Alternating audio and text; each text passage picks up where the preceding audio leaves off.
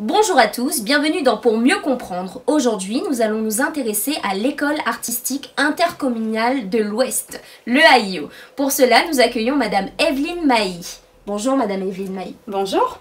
Est-ce que vous pourriez vous présenter s'il vous plaît? Alors, Evelyne Mailly, donc je suis directrice donc, de l'école artistique intercommunale de l'Ouest. Donc le AIO est une école qui est particulière puisqu'on se veut différent des écoles de musique et des écoles classiques qui existent sur le territoire. Et donc une école avec trois grands domaines d'activité.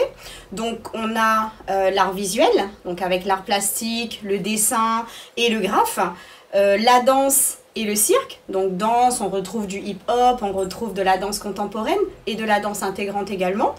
Et la musique, où là on va retrouver donc les chansons actuelles, de la musique traditionnelle et des pratiques instrumentales de toutes sortes.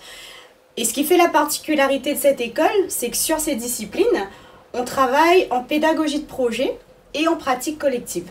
Donc vraiment, ça c'est essentiel. D'accord, et quelle est la différence justement entre cette pratique collective et cette pédagogie de projet?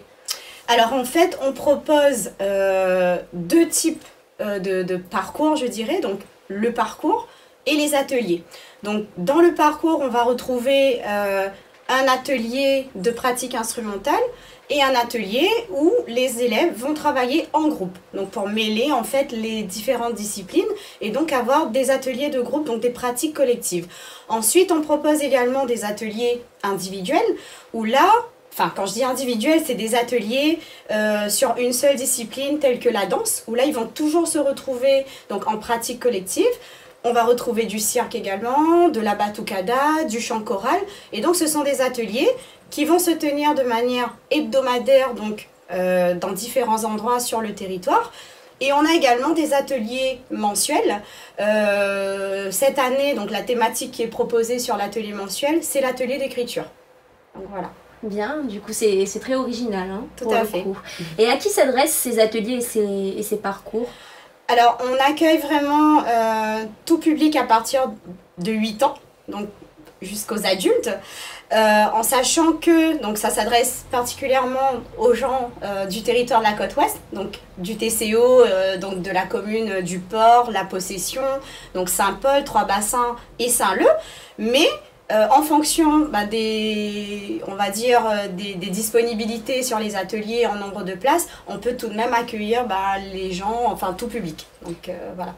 Et si jamais on veut s'inscrire, comment faire pour procéder à l'inscription? Alors c'est très simple, donc il suffit d'aller sur viequotidienne.re où là vous allez pouvoir, en fait c'est un téléservice qui est proposé par le TCO pour pouvoir s'inscrire en ligne sur les ateliers. Donc vous allez retrouver sur le site eaio.re l'ensemble des activités, l'ensemble des programmes, l'ensemble des éléments d'information également, les pièces à fournir, les fiches d'inscription, les conditions générales qui vont vous permettre donc de créer un compte, ensuite de choisir vos activités et enfin de pouvoir vous inscrire et faire le paiement directement en ligne.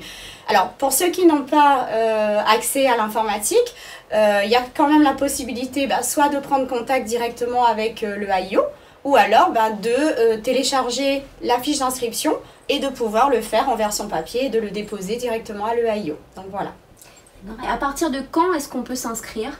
Alors, les inscriptions, donc la campagne d'inscription va démarrer à compter du 1er juillet, ce jusqu'au 25 août, puisqu'il nous faut un temps après pour fixer les ateliers, préparer la rentrée qui se fera du coup au 2 septembre.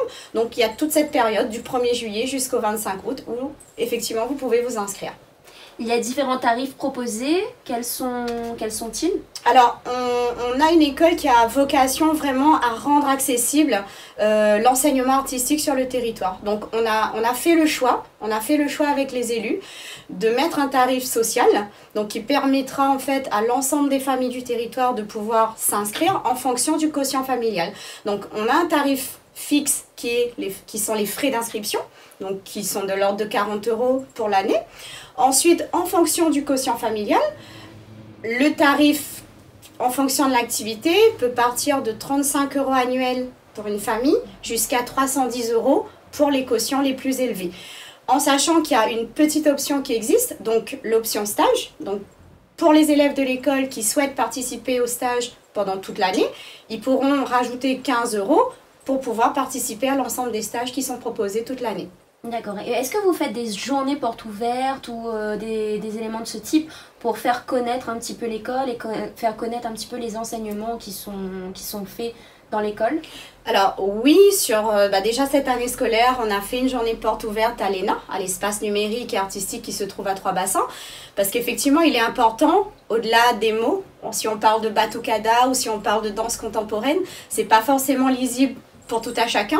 Et c'est vrai que le fait de faire ces journées portes ouvertes, ça permet vraiment aux gens de découvrir ces activités, même d'y participer et donc d'y prendre goût, de découvrir parfois des talents cachés. Et du coup, de permettre aux gens de pouvoir s'inscrire après sur les ateliers de manière plus simple, je dirais. Donc des journées portes ouvertes, et puis dès qu'il y a des actions d'animation ou des actions dans le cadre de festivals, on essaye d'être présent effectivement et d'être partenaire pour effectivement promouvoir le AIO avec l'ensemble des activités qui sont proposées. Nous approchons de la fin de cette émission, Madame Maï. Dernière question pour le coup. Est-ce que vous pourriez nous dire si vous avez prévu de faire d'autres écoles sur le territoire ouest, d'autres écoles d'art comme le AIO?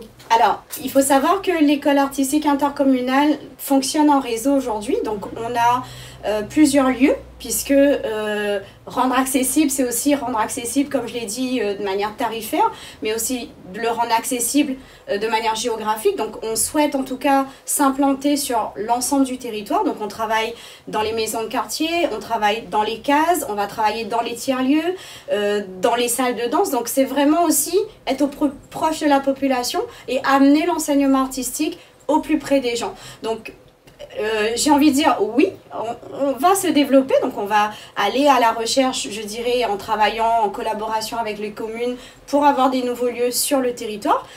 Et surtout, on a l'école donc de Plateau-Cailloux qui sera le siège donc, de l'école qui est en construction, dont on attend la livraison certainement pour le début de l'année prochaine. Donc voilà. Très beau projet et très sympathique en tout cas Madame Maï, merci à vous. Merci à vous.